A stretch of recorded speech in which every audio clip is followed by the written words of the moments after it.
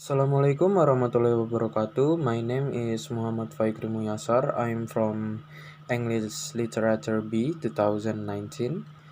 This time I want to talk about the theory of culture. About the material is about psychoanalysis. And here we go to the explanation. Psychoanalysis is defined as a set of psychological theories and therapeutic methods which have their origin in the work of theories of Sigmund Freud.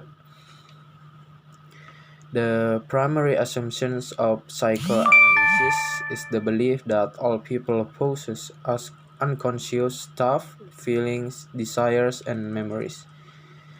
The aim of psychoanalysis therapy is to release repressed emotion and experience, and to make the unconscious conscious. It is only having a cathartic or healing experience can the person be helped and cured. And Sigmund Freud maintained that the personality consists of three different elements: the ID, the ego, and the superego.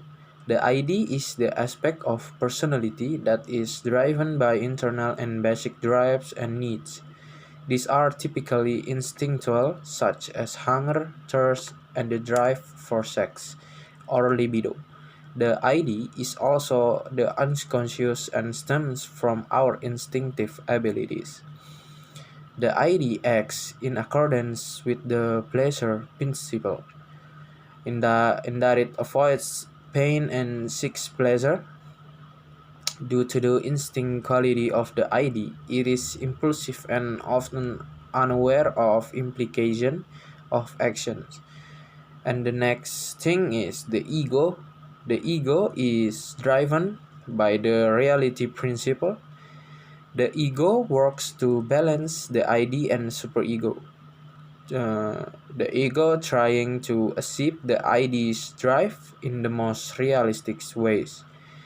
It seeks to rationalize the ID instincts and the realistic of our drive, as well as being realistic about the standard that superego sets for the individual.